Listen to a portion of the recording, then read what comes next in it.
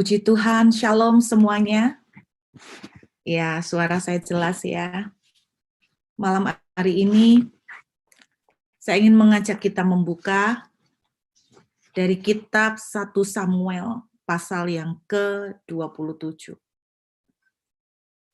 Saudara, sebelum kita masuk lebih dalam firman, tadi pada waktu kita menyembah, pada waktu kita masuk dalam hadirat Tuhan, saya melihat satu vision, saya melihat satu penglihatan, dan saya percaya bahwa ini akan terjadi buat banyak dari kita.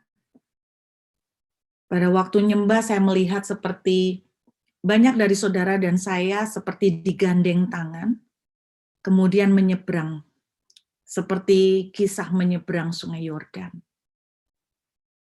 Dan pada waktu kita digandeng tangan, sama sekali tidak ada kelihatan wajah ketakutan, sama sekali tidak ada kelihatan rasa khawatir.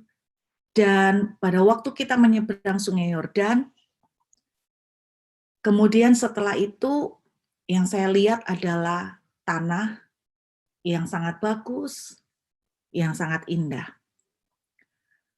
Satu kesan yang saya tangkap Bapak Ibu, bahwa 2 tahun ini seperti merupakan satu perjalanan yang tidak mudah, yang tidak gampang, seperti cerita di Alkitab bagaimana ketika Elia akan menyeberang sungai lalu kemudian dia diangkat oleh Tuhan. Saya juga merasakan bahwa kita akan memasuki satu perjalanan yang ajaib di tahun depan, bahwa kita itu seperti dibawa pindah transisi menyeberangi Sungai Yordan. Kemudian kita akan, banyak dari saudara dan saya, kalau kita bisa nangkap dengan sungguh-sungguh mempersiapkan diri sebelum kita memasuki tahun 2022, banyak dari kita justru akan menemukan tahun 2022 kita akan sampai di banyak dari tanah perjanjian. Yang saya bilang bukan soal mati ya Bapak Ibu, tetapi yang saya tangkap adalah kita ini sedang melalui masa banyak proses dan ujian selama 2 tahun ini, tetapi kita akan dibawa Tuhan menyeberangi. Dan penyeberangan ini berbicara tentang kita akan dipindahkan oleh Tuhan dan kita akan memasuki masa kita akan mengalami banyak tanah perjanjian itu boleh digenapi dan terjadi dalam kehidupan kita. Banyak dari kita yang akan mengalami, kita mendapatkan penggenapan tanah perjanjian. Apapun bentuk tanah perjanjian itu untuk masing-masing saudara dan saya berbeda-beda. Tetapi itu satu vision yang tiba-tiba Tuhan kasih lihat. Dan sebelum baca firman, saya mau sampaikan dulu, ntar keburu lupa. Dan saya mau ajak lihat ya, kita lihat dari kitab 1 Samuel, pasal yang ke-27 untuk malam ini. Jadi saudara siapkan hati, sungguh-sungguh kita punya waktu tinggal 2 bulan sebelum meninggalkan tahun 2021. Ada banyak orang sejak tahun 2020 mereka itu dalam tanda kutip itu tidak ngalamin apa yang Tuhan pesankan. Tidak ngalamin apa yang Tuhan sudah sampaikan. Tapi saya berdoa memasuki tahun depan, kita akan betul-betul memasuki tanah perjanjian. Banyak dari kita akan mengalami penggenapan, banyak dari kita akan dipindahkan, dibawa transisi ke tanah-tanah yang baru, baik itu soal pekerjaan, baik itu soal penghidupan, cita-cita, impian. Kita betul-betul akan memasuki seperti masa Yosua, di mana ketika dalam Yosua pasal pertama, itu diceritakan bahwa Yosua itu memasuki masa yang baru. Pada zaman Yosua, boleh dikatakan Yosua hampir tidak pernah mengalami kekalahan, sangat berbeda dengan zamannya Musa. Zamannya Musa itu banyak kalahnya, Bapak Ibu. Tetapi zamannya Yosua tidak pernah ada kekalahan. Jadi begitu banyak tanah-tanah yang diduduki oleh pada zaman Yosua. Lalu kesan yang saya tangkap juga, saya melihat satu, jelas banget seperti tanah-tanah itu dibagi-bagikan. Dan saya percaya tahun depan akan menjadi banyak tanah-tanah itu dibagikan. Jadi masing-masing orang akan mendapatkan jatah masing-masing, dan saya berdoa tahun 2022 akan terjadi kejelasan, kejelasan soal jalan kita ke depan, kejelasan soal impian, kejelasan soal prospek masa depan kita masing-masing. Amin Bapak Ibu. Yuk kita buka 1 Samuel pasal yang ke-27, kita lihat dari ayat yang pertama. 1 Samuel pasal 27 ayat 1, kita lihat. Tetapi Daud berpikir dalam hatinya, bagaimanapun juga pada suatu hari aku akan binasa oleh tangan Saul. Jadi tidak ada yang lebih baik bagiku selain meluputkan diri dengan segera ke negeri orang Filistin, maka tidak ada harapan bagi Saul untuk mencari aku lagi di seluruh daerah Israel, dan aku akan terluput dari tangannya. Saudara, bertahun-tahun Daud itu mengalami pengejaran, dikejar-kejar oleh Saul. Anda jangan membayangkan dikejar Saul itu sepele, karena yang mengejar Daud ini adalah seorang raja. Berarti Daud itu bukan menjadi buronan dari satu desa, tapi Daud itu menjadi buronan negara. Anda bayangkan kalau pada zaman sekarang buronan negara itu serem banget ya. Dan Daud itu mengalami itu, berpindah, dikejar-kejar bertahun-tahun. Bertahun-tahun, saudara ya, bertahun-tahun.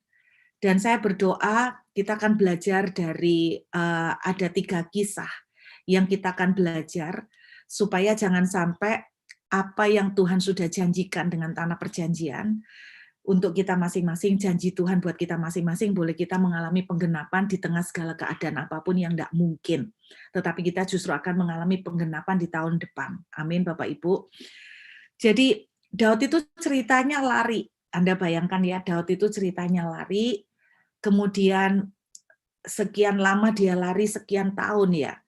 Total Daud itu dari zaman diurapi oleh Samuel sampai dia betul-betul menjadi raja atas seluruh Israel itu 13 tahun. Tetapi mayoritas dari 13 tahun ini 90% dihabiskan dalam pengejaran sebagai buronan. Anda bisa bayangkan bahwa ketika Daud itu dikejar-kejar, pasti saudara, satu titik dia kan begitu lelah dengan semua pengejaran. Nah, malam ini saya berharap apa yang saya sampaikan akan membukakan mata kita supaya kita tidak kehilangan apa yang Tuhan sudah janjikan dan siapkan buat kita tahun depan. Saudara, sekian lama Daud itu lari. Beberapa hari yang lalu seseorang konseling ke saya. Dalam konselingnya itu intinya tuh cerita gini, kenapa dia itu ngalamin gali lubang tutup lubang, nggak selesai-selesai. Dan kemudian dia itu komentar bahwa ketika dia gali lubang, tutup lubang, nggak selesai-selesai, dia akhirnya itu putus asa, saudara ya. Putus asa intinya sampai ketakutan karena dikejar debt collector, tiap hari diteror, tiap hari diteleponin, ditagihin terus. Tapi dia ngomong, saya itu nggak mampu dan belum ada dana untuk membayar tanggungan hutang saya. Saya membayangkan bahwa apa yang dialami orang ini persis dengan posisi yang dialami oleh Daud. Selama 10 tahun lebih dia lari dalam pengejaran Saul. Saudara, kita akan belajar, jangan sampai kita mengulang reaksi yang salah, yang sama yang dilakukan oleh Daud, sehingga kita kehilangan dan semakin mengalami penundaan dari semua rencana yang Tuhan kasih. Hal pertama yang kita bisa belajar dari reaksi Daud yang salah. Ketika dia lelah dikejar-kejar dalam pengejaran Saul, dalam 1 Samuel pasal 27 yang Daud lakukan adalah dia lari ke negeri orang Filistin. Dia mencari pertolongan di bawah kepemimpinan Raja Akis. Saudara, inilah salah satu reaksi yang salah ketika kita itu dikejar dengan tekanan, ketika dikejar dengan masalah yang bertubi-tubi atau satu masalah yang sama selama beberapa tahun ini.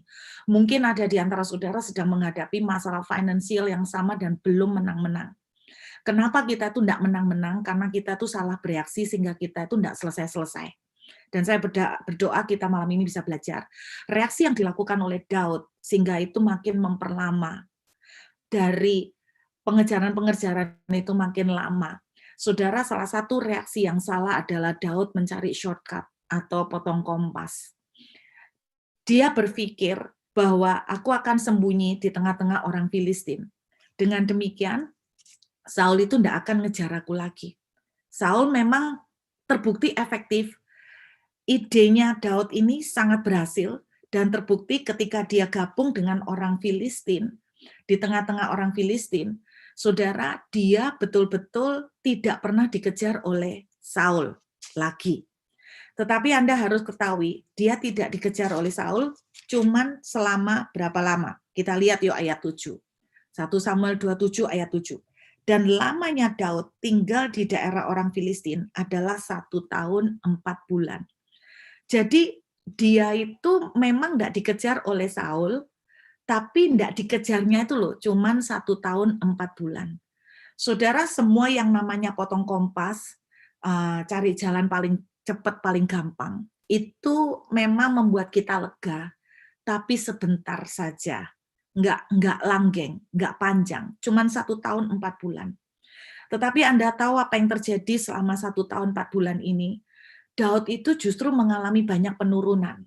Salah satu penurunannya selama 1 tahun 4 bulan, Daud ini tidak pernah melahirkan kembali mazmur-mazmur. Daud itu tidak pernah menghasilkan lagu-lagu pujian untuk Tuhan. Selama 1 tahun 4 bulan, kalau kita membaca di kitab Mazmur, Anda akan lihat, waktu di kitab Mazmur itu seringkali muncul misalnya nyanyian Daud ketika dalam pengejaran, nyanyian Daud di Gua Adulam, nyanyian Daud ketika dalam himpitan. Tetapi ketika selama 1 tahun 4 bulan, selama tinggal di tengah-tengah orang Filistin, Daud tidak pernah satu kali pun memproduksi lagi nyanyian Mazmur. Dengan kata lain, selama 1 tahun 4 bulan, saya boleh katakan secara daging, Daud itu agak tenang. Kenapa? Daud itu agak nyantai karena tidak lagi dikejar Saul, tetapi sekaligus selama 1 tahun 4 bulan, hubungan Daud dengan Tuhan itu drop drastis. Hubungan Daud dengan Tuhan itu berkurang banyak. Bukan cuma itu yang terjadi pada penurunan Daud, tetapi gara-gara dia tinggal di tengah orang Filistin, memang Saul nggak kejar lagi. Tetapi kalau Anda baca, tidak lama kemudian, dalam waktu nggak sampai 1 tahun 4 bulan itu, di tengah-tengah kejadian itu, kalau Anda baca lagi, disitulah terjadi Daud itu dikasih satu daerah sama Raja Akis. Daud bersama pengikutnya yang dia kumpulkan dari Gua Adulam dikasih satu daerah yang namanya Siklag.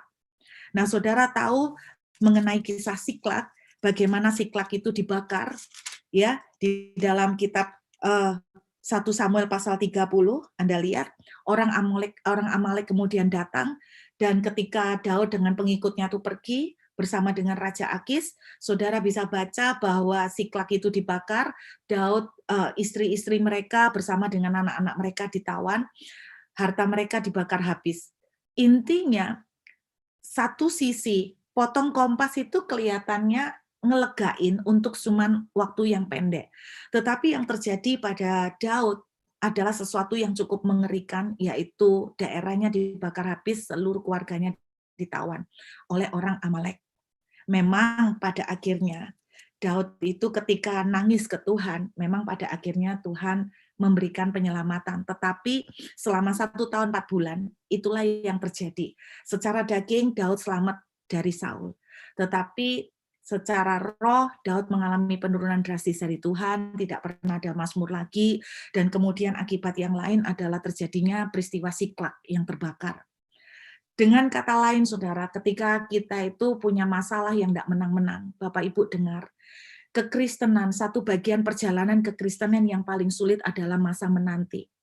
Masa menanti, oke? Satu perjalanan yang paling sulit dari kekristenan kita, dari perjalanan iman kita adalah ketika kita itu menunggu Tuhan tidak kunjung bekerja. Dan ketika di dalam masa menanti ini yang dilakukan oleh Daud, ketika dia lelah dalam pengejaran Saul, dia cari potong kompas. Kalau dalam kehidupan sehari-hari saya kasih contoh, Bapak Ibu, saya kasih contoh. Kenapa ketika ada orang-orang yang punya masalah soal duit, kita dari awalnya itu sudah salah dalam tanda kutip, misalnya kita itu utang sama orang. Tetapi kita itu berusaha memperbaiki kesalahan dengan membuat kesalahan yang baru. Sama seperti yang dilakukan oleh Daud. Dia membuat kesalahan, yaitu gabung dengan orang Filistin, tapi itu justru membuat kesalahan yang baru sekaligus. Dia dia menutup kesalahan dengan kesalahan yang baru. Jadi ketika ada orang-orang mulai buat kesalahan, jatuh pinjaman uang dan sebagainya, yang dilakukan berikutnya adalah membuat kesalahan yang baru dengan pakai kartu kredit, gredek, atau gali lubang, tutup lubang. Makanya Anda lihat dengan cara seperti ini tidak akan pernah selesai. Untuk sementara kelihatannya nolong, untuk sementara kelihatannya enak. Tetapi percayalah dengan cara seperti ini nggak akan pernah habis. Bahkan yang saya takutkan, ngeri sampai siklak itu terbakar. Semua yang kita miliki itu seperti hancur. Bahkan anak keluarga kita juga ikut ditawan. Orang yang konseling dengan saya sampai saya nggak tega juga dengar bahwa bagaimana seluruh keluarga juga nggak merasa tenang karena selalu diteror oleh debt collector. Jadi ini yang terjadi pada kalau kita shortcut atau potong kompas, oke? Bagaimana reaksi yang lain yang salah ketika kita itu lagi di tengah serbuan masalah tapi Tuhan tidak kunjung memberikan pertolongan. Kita lihat 1 Raja-Raja pasal 19. Jadi malam ini kita akan melihat dari 3 cerita di Alkitab. 1 Raja-Raja, kita lihat 1 Raja-Raja pasal 19. Ada mengenai kisah Elia. Saudara, Elia baru saja melakukan satu perbuatan kesaktian yang heboh. Bagaimana dia membunuh nabi-nabi Baal, sekian banyak jumlahnya di depan Raja Ahab. Tetapi apa yang terjadi pada 1 Raja-Raja pasal 19, kita lihat ayat yang ketiga, saudara ya. Kita lihat. Ketika dia habis membantai imam nabi-nabi Baal, ayat yang ketiga, maka takutlah ia, lalu bangkit dan pergi menyelamatkan nyawanya, dan setelah sampai ke Bersheba yang termasuk ke wilayah Yehuda, ia meninggalkan bujangnya di sana.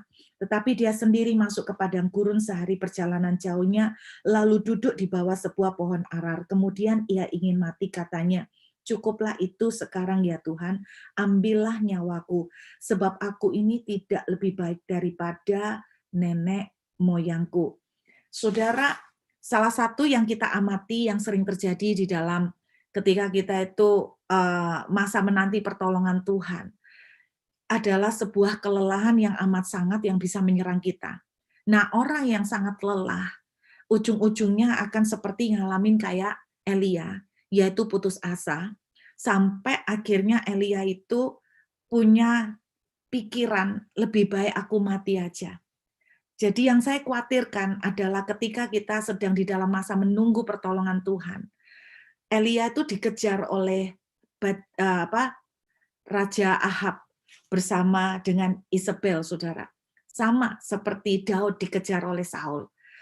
Apa yang terjadi ketika kita tuh dikejar-kejar dari sesuatu dan kita tuh tidak melihat kunjungan pertolongan Tuhan itu terjadi? Maka hal kedua yang bisa dialami oleh seperti Elia adalah the spirit of death. Yang saya maksudkan the spirit of death ini bukan roh kematian secara fisik, tapi yang saya khawatirkan adalah the spirit of death ini satu roh keputusasaan sampai saudara sedemikian desperate-nya sampai saudara rasanya kepingin mati. Banyak sekali beberapa bulan belakangan ini Bapak Ibu saya tuh menerima konseling yang kebanyakan itu bilang saya tuh enggak kuat, saya tuh pengen mati. Kalau saya enggak ingat anak, saya tuh sudah bunuh diri, Bu. Saya tuh sudah enggak kuat, saya tuh kepengen mati. Rata-rata seperti itu. Dan rata-rata yang terjadi terutama soal keuangan, terutama soal financial.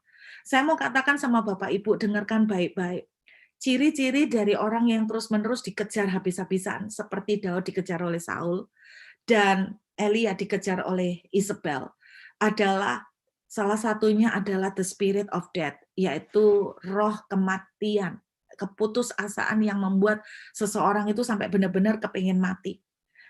Apa yang dilakukan oleh Daud masih lumayan ya. Dia itu potong kompas.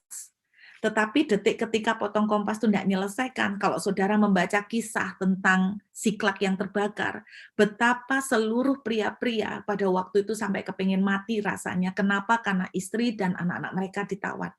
Nah, spirit of death ini yang khawatirnya akan menyerang ketika kita itu di dalam masa penantian kita menunggu pertolongan Tuhan, tidak kunjung selesai, sementara keadaan dan pengejaran masalah semakin parah. Ini yang terjadi, dua hal aja, simple. Jadi yang pertama adalah reaksi yang dilakukan yang sering terjadi, yang membuat kita justru tidak pernah menang, adalah karena kita potong kompas. Karena kita cari cara gampang. Bapak Ibu, ketika Anda dikejar oleh Saul, ketika Anda dikejar oleh Isabel, please, maupun itu berupa utang, mau apapun masalah seperti bertubi-tubi menghantam dan mengejar saudara, please be careful dengan yang namanya potong kompas. Karena kelihatannya enak sementara, tetapi itu ujung-ujungnya akan menghancurkan kita. Dan yang kedua, please hati-hati dengan yang namanya the spirit of death sampai saudara dan saya tuh merasa kepengen mati, merasa putus asa. Nah, yang saya ingin ajarkan pada saudara, bagaimana kita bisa lari, bagaimana kita bisa menyelesaikan ketika seperti Daud, Bu. Namanya dikejar-kejar terus sama Saul kan capek. Bagaimana seperti Elia, namanya dikejar-kejar juga seperti capek oleh Ratu Isabel. Nah, mari kita belajar apa yang harus kita lakukan ketika dikejar-kejar seperti ini dan kunjungan pertolongan Tuhan tidak datang-datang. Kita lihat kembali 1 Raja-Raja pasal 19. Kita lihat 1 Raja-Raja pasal 19 ayat 5 sampai 8. Sesudah itu Elia berbaring dan tidur di bawah pohon arar, tetapi tiba-tiba seorang malaikat menyentuh dia serta berkata kepadanya, "Bangunlah, makanlah." Ketika ia melihat sekitarnya, maka pada sebelah kepalanya ada roti bakar dan sebuah kendi berisi air. Lalu ia dan makan dan minum, kemudian berbaring pula. Saudara, bila perlu, hal pertama yang bisa kita lakukan ketika kita mengalami pengejaran terus-menerus sementara pertolongan belum terjadi adalah ambil waktu untuk rest. Bagaimana kita rest? Macam-macam. Tiap orang itu restnya macam-macam. Betul-betul bisa berupa rest fisik, tidur, istirahat, nggak usah mikir. Ada orang yang bentuk restnya mungkin sambil berbaring di ranjang, nyetel lagu. Mungkin ada orang juga yang berupa restnya itu mungkin berteriak supaya emosinya bisa dikeluarkan, kemudian bisa rada tenang. Tapi intinya, ambil waktu rest. Jangan bikin keputusan dan jangan bikin tindakan apapun. Ambil waktu untuk rest, seperti Elia. Saudara, Tuhan itu sabar mengikuti Elia ketika dia putus asa. Elia dibiarkan tidur, Elia dibiarkan ngomel-ngomel, Elia dibiarkan sampai curhat sama Tuhan, dibiarkan oleh Tuhan untuk rest. Ada waktu kita itu perlu belajar untuk rest. Nah, hal kedua yang saya pengen bagikan pada teman-teman semua malam ini ya, saya pengen mengangkat satu cerita.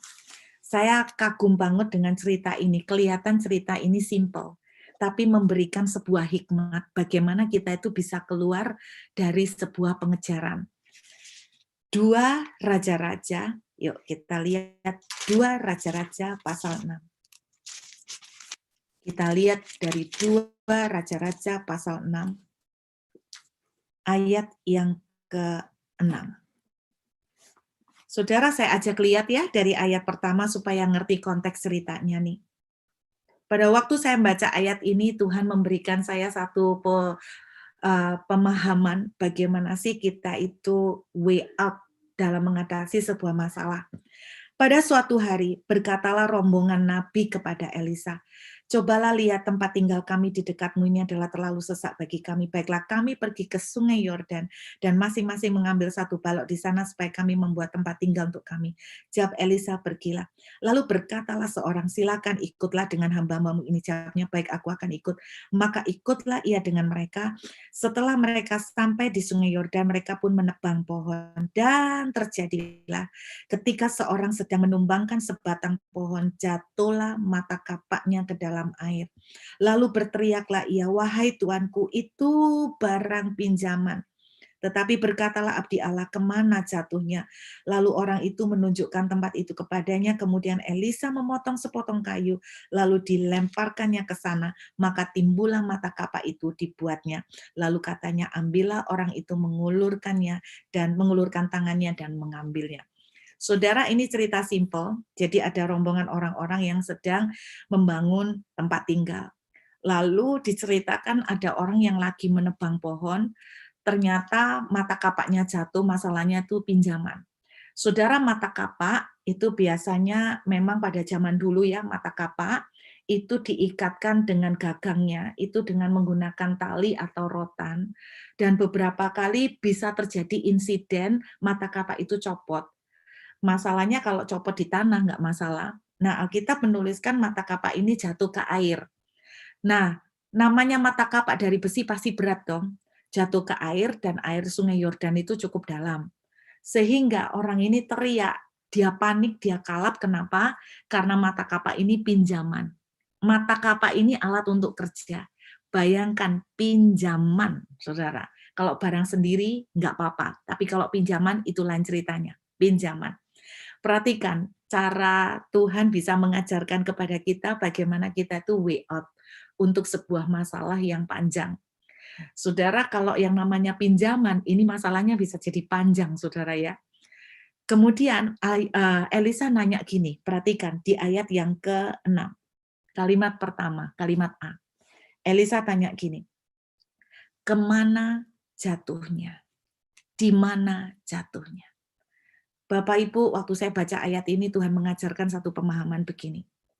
Ketika kita ada dalam satu problem, ingat ya, kita perlu belajar rest dulu. Rest itu bukan untuk kalah, tapi untuk membangun kekuatan baru untuk bisa bangkit. Karena ketika kita tuh putus asa, ketika kita lagi suntuk, kita nggak bisa mikir. Mata kita jadi kabur. Kita perlu rest. Nah, hal kedua kalau kita belajar, Elisa tuh ngomong begini, di mana jatuhnya, kemana jatuhnya. Saudara, way out dari satu masalah apapun itu. Cari titik awal, di mana awal mula masalah itu berasal. Mulai munculnya itu kayak apa? Akarnya itu seperti apa? Jadi gini, saudara pernah nggak ngalamin kehilangan misalnya kunci rumah? Atau saudara itu lupa naruh dompet di mana? Maka yang Anda akan lakukan, Anda itu akan berusaha nginget sebentar. Terakhir kali aku mengeluarkan duit dari dompet itu di mana? Lalu Anda mulai trace back, betul nggak? Anda akan seperti itu, sama. Ketika kita punya persoalan, contohnya paling simple, hutang piutang. Saya cuma mau katakan begini, coba Anda pikirkan kembali, trace back, akar pertamanya itu dari mana? Kalau akar pertamanya itu semua masalah ini jadi kompleks, gara-gara akar pertamanya karena gredek kartu kredit, maka itu yang harus kita selesaikan. Itu yang harus kita selesaikan. Berarti kalau akarnya dari kartu kredit itu tambah bengkak, maka yang perlu kita hentikan adalah kartu kredit. Kalau ketika Anda gredek itu yang membuat masalah itu semakin parah, itu yang Anda harus hentikan. Amin, Bapak Ibu. Cari di mana akarnya, cari di mana jatuhnya. Kemudian setelah itu kita mulai belajar, kalau kita udah ketemu akarnya, kita mulai akui, kita mulai bertobat. Amin, saudara. Ketika Elia istirahat, yang dia lakukan berikutnya adalah dia curhat sama Tuhan. Tuhan, aku tuh capek, tahu nggak? Aku tuh merasa semua orang itu nggak ada yang nolong aku. Aku merasa berjalan sendirian dan sebagainya. Dia curhat. Tetapi intinya dia tetap menghampiri Tuhan. Nah, ketika kita udah tahu akarnya, maka langkah berikutnya yang kita perlu lakukan adalah mari kita menghampiri Tuhan. Kita menghampiri Tuhan. Amin, saudara. Setelah kita tahu itu akarnya, kita menghampiri Tuhan. Mereka menghampiri Elisa. Lalu kemudian apa? Sebuah mujizat terjadi. Terjadi apa mujizat? Anda bayangkan, kapak itu dari besi. Tetapi tiba-tiba kemudian bisa ngapung di permukaan air. Bisa ngapung. Ini yang saya percaya, yang Tuhan akan lakukan. Ketika kita belajar rest, kemudian kita belajar berpikir apa yang kita udah salah di belakang. Apa yang dari mana semua ini muncul? Ketika saudara punya masalah dengan seseorang, dari mana semua ini muncul? Dan ketika saudara tahu, wah dari sebuah peristiwa ini, kemudian kita datang, kita beresin, kita akuin, apa yang kita kerjakan, dan kemudian yang kita lakukan adalah kita menghampiri Tuhan dan menyerahkan semuanya ke Tuhan. Anda jangan pernah membatasi. Tuhan tiba-tiba bisa membuat kapak yang dari besi itu mengapung di atas permukaan air. Saudara tidak akan pernah bisa membayangkan tiba-tiba Tuhan tuh buka way out yang tidak masuk akal, yang bisa Tuhan kerjakan dalam kehidupan saudara untuk memberikan pertolongan. Saudara, saya masih ingat gini, ada satu orang yang terlibat utang. Hutangnya ini sangat banyak sekali. Beberapa tahun yang lalu, orang ini sekitar umur 50 tahun lebih ya, itu menghampiri saya. Terus dia konseling, dan saya dengar ceritanya tuh sampai sumpek Bapak Ibu. Anda dengar? Saya dengar ceritanya tuh sampai sumpek. Hutang, gali lubang, tutup lubang, dan dia kasih lihat saya semua catatan hutangnya. Dia kasih lihat semua catatan hutangnya. Terus kemudian saudara tahu apa yang terjadi? Dia bilang, dia juga sampai hutang sama saudara-saudaranya. Sampai hutang kebutuhan hidup sehari-hari itu dia hutang. Semua catatan hutang selama 10 tahun. Bayangkan, catatan hutang selama 10 tahun itu dia lakukan. Kemudian, saudara tahu apa yang terjadi? Wah, sumpek dia. Dia punya anak 4. Dan dia tuh cerita setiap hari, dia sama istri dan sama anak-anaknya, isinya rame bertengkar. Pokoknya masalah itu begitu sampai begitu banyak bertubi-tubi, dan dia tuh ngomong gini, saya tuh putus asa Bu, saya pengen mati, saya enggak tahu bagaimana harus mengatasi ini, harus mulai dari mana, seperti benang ruwet, saya enggak tahu harus start dari mana. Saudara, yang saya ajak adalah, Pak, yuk belajar rest dulu, belajar istirahat. Saudara, saya pergi ke rumahnya orang ini, tiba-tiba Tuhan gerakkan saya datengin rumahnya. Saya kaget Bapak Ibu waktu lihat rumahnya, mohon maaf. Rumahnya itu kecil seperti kandang ayam, sungguhan. Seperti kandang ayam. Cuman 1 kamar, anak 4, terus kotornya enggak karu-karuan. Kecil banget di sebuah gang di Surabaya. Saudara tahu, saya tuh ngajak mereka belajar untuk istirahat dulu. Tenang dulu, belajar istirahat. Dan ketika mereka udah mulai lebih tenang, pokoknya mereka mulai saya ajak, yuk datang ke Tuhan, yuk sembahyang, tenang, nyembah, anak-anaknya. Kemudian kita mulai cari runtut akarnya. Salah satu akar, jangan dipikir kalau soal keuangan, akarnya pasti soal keuangan, belum tentu Bapak Ibu. Jadi salah satu akar awalnya, ternyata mereka ini satu keluarga, mohon maaf, mereka ini adalah pengikut perdukunan. Jadi satu keluarga ini pengikut perdukunan. Jadi kemudian mereka mulai dalam tanda kutip cari pelarisan dari situ, terus tambah buka, buka apa? Buka yang negatif, saudara. Dari situ, akhirnya akarnya kita cari satu-satu, salah satunya perdukunan. Terus kemudian kita mulai tahu satu keluarga ini saling benci, anak benci sama orang tua benci sama anak, suami mangkel sama istri kecewa sama suami. Akhirnya kita selesaikan itu satu-satu. Urusan finansial belum bisa selesai. Karena kita juga nggak tahu mau ngapain. Dia mau kerja apa? Umurnya udah 55 tahun. Mau cari kerja di mana? Mau ngelamar kerja? Siapa yang mau nerima orang pegawai 55 tahun? Mau bikin bisnis? Duit modal dari mana? Uang utang aja untuk sehari-hari aja nggak punya duit. Saudara, kita secara finansial nggak bisa kita lakukan apa-apa. Tetapi yang bisa kita bereskan adalah perasaan kepahitan, kejengkelan, terus kemudian perdukunan kita cut, kartu kredit kita cut semuanya, itu yang bisa kita lakukan, kita selesaiin akarnya. Pokoknya lubang-lubang jatuhnya itu kita selesaiin satu-satu. Setelah itu, selebihnya berserah sama Tuhan.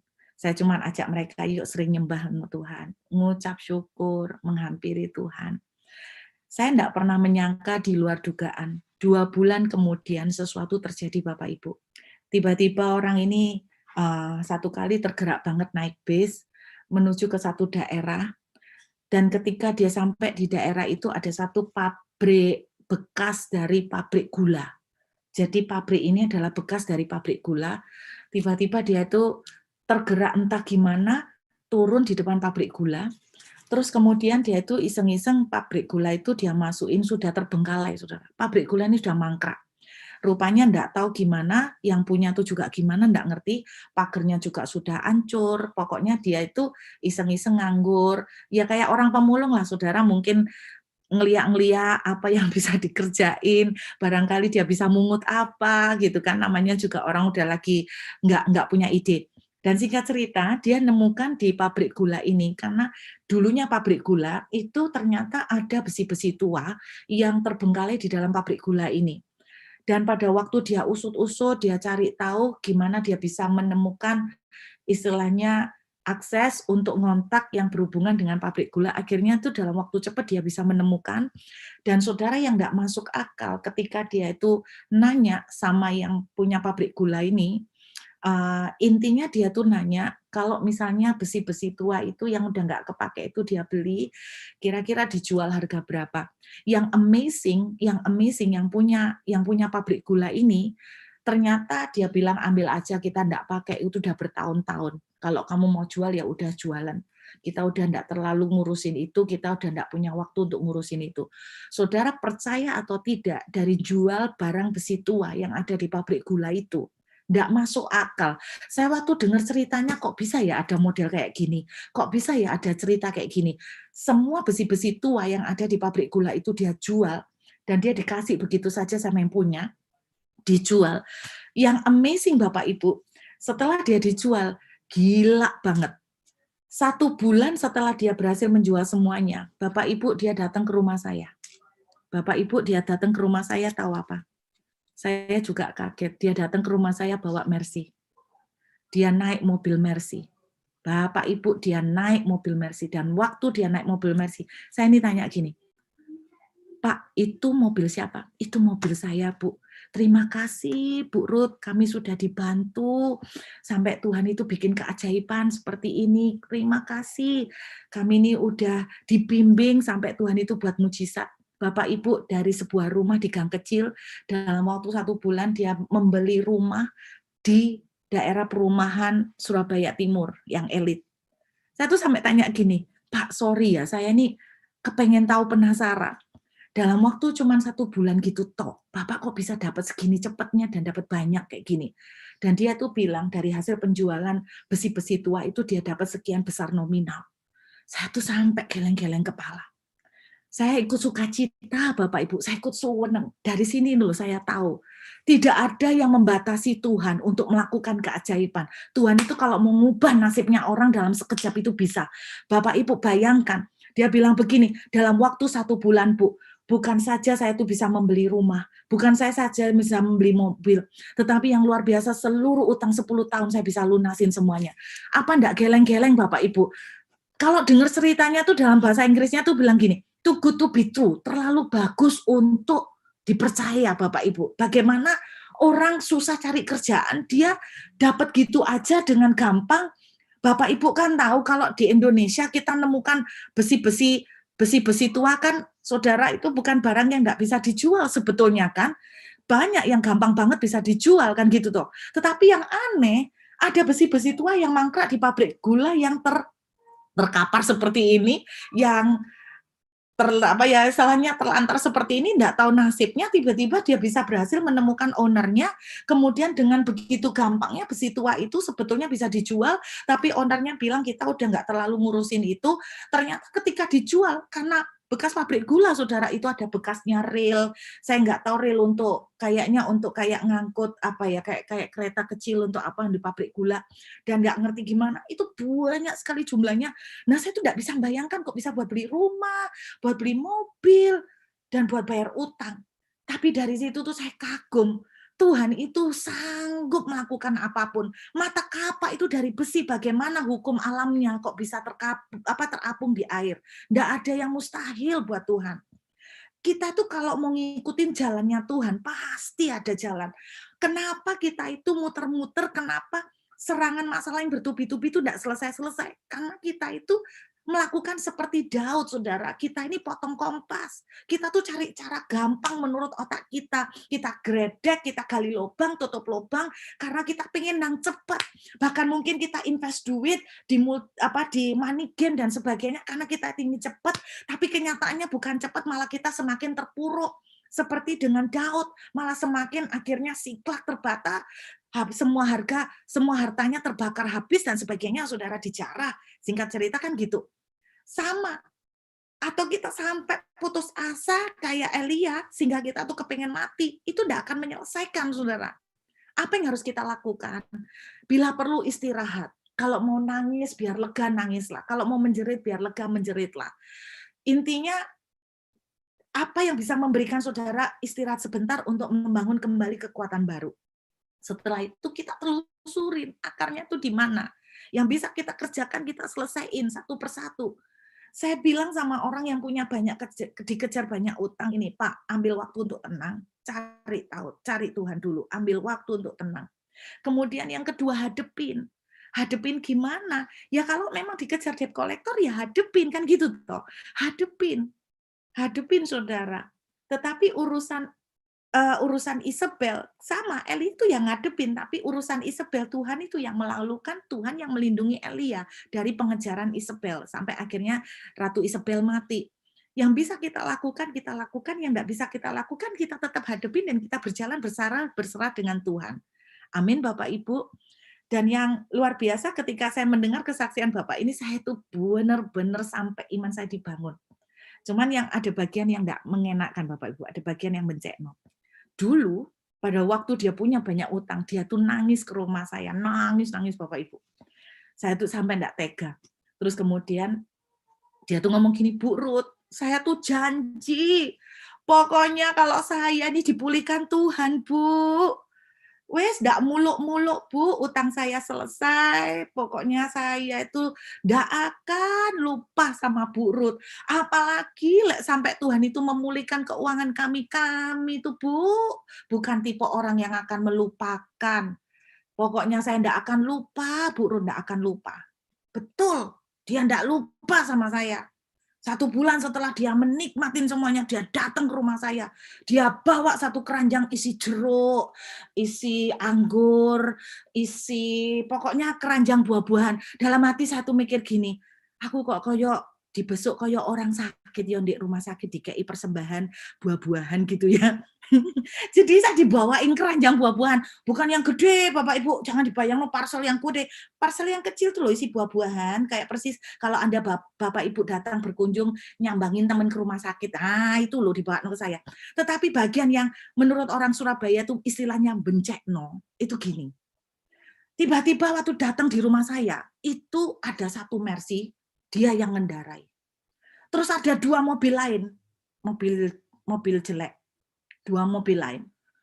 Dari mobil-mobil ini keluar orang. Wah, total. Tiba-tiba rumah saya yang kecil digerubuti banyak tamu. Total sekitar ada 15 orang. Dari 3 mobil ini. Saudara tahu apa yang terjadi? Kenapa dibawa rombongan dari 2 mobil yang lain? Dia bilang gini, Bu Ruth, saya tuh terima kasih sudah dibimbing sama Bu Ruth. Terima kasih, saya tidak lupa. Thank you. Nah, keluarga saya, ini kan dulu saya utangnya sama keluarga dari istri saya. Nah, ini keluarga saya, Bu Ruth, banyak yang susah, kayak saya dulu. Nah, saya minta tolong Bu Ruth layani mereka satu-satu. Ini saya bawa mereka, tolong ya Bu Ruth, jangan ditolak. Tolong, seperti Bu Ruth bimbing kami, tolong benar, mereka tuh juga susah, Bu. Tolong bantu mereka. Oh, Bapak Ibu, itu bahasanya orang Jawa apa ndak kudu mencakar-cakar gini Bapak Ibu. Ya orang buencekno banget ya. Dikei ati ngrogoh rempel orang Jawa bilang. Benar Bapak Ibu. Jadi di rumah saya didatengin 10 orang. Mukanya semua persis mukanya Bapak ini piro bulan yang lalu. Muka stres. Sumpah, Bapak ini sekarang wah muka klimis, Bapak Ibu. Pakaiannya dulu lecek, kaosan, gembosin, komprok. Sekarang waktu itu datang ke saya, wah necis, pakai hand. Wah, bawaannya Mercy. Habis itu bawa dulure 10. Suruh saya ngelayanin satu-satu. Bapak Ibu, saya itu melayani keluarganya dia sampai melayani anak-anaknya satu-satu itu piro hari Bapak Ibu. Berjam-jam. Saudara tahu apa yang saya lakukan? Saya bilang gini, Pak, Bapak kan sudah saya bimbing. Dan Bapak sudah dipulihkan Tuhan dan anak-anak. Sekarang Bapak kan sudah tahu jalannya. Nah, sekarang keluarga Bapak ini tugasnya Bapak, bukan saya. Anda tahu jawabannya. Saya enggak ngerti, Bu, bagaimana bimbing mereka. Kan Ibu yang hamba Tuhan. Ibu yang ngerti bagaimana mereka. Dalam hati gundulmu, Pak. Oh, dalam hati. Tapi enggak berani ngomong, Bapak Ibu. Dalam hati memang gundulmu tenanan gitu ya. Gitu loh, Bapak Ibu. Tapi itu saya bisa melihat ya. Iya, saya enggak mau Bapak Ibu. Saya bilang, itu tugas Bapak. Saya sudah tolong Bapak. Istilahnya saya sudah berjalan sama Bapak untuk sama-sama menguatkan. Dan sekarang Bapak udah pernah ngerti apa yang harus Bapak kerjakan. Bagikan ke mereka. Bimbing mereka, Pak. Oh, enggak bisa, Bu. Saya enggak mampu. Saya enggak mampu, Pak. Wong satu Bapak aja saya berapa bulan itu nemenin Bapak. Lah Bapak kalau suruh saya 10 gini mateng aku. Tenanan. Saya bilang saya enggak mampu. Bapak yang sekarang tugas untuk membimbing mereka. Saudara, itu yang saya lihat bagaimana Tuhan bisa membalikkan keadaan orang yang begitu hancur, terpuruk, sampai dalam waktu singkat dipulihkan Tuhan.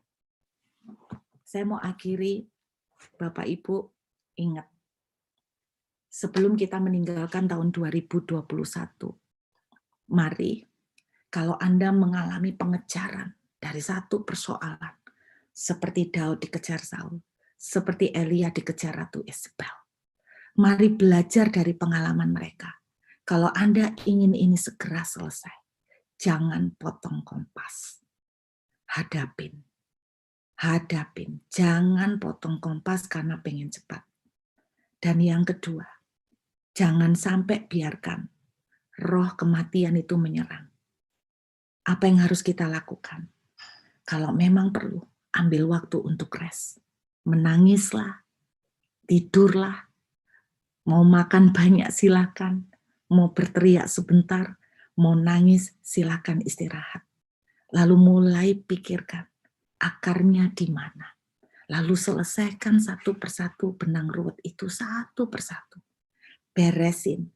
Kalau akarnya banyak perselisihan dalam keluarga, beresin satu persatu.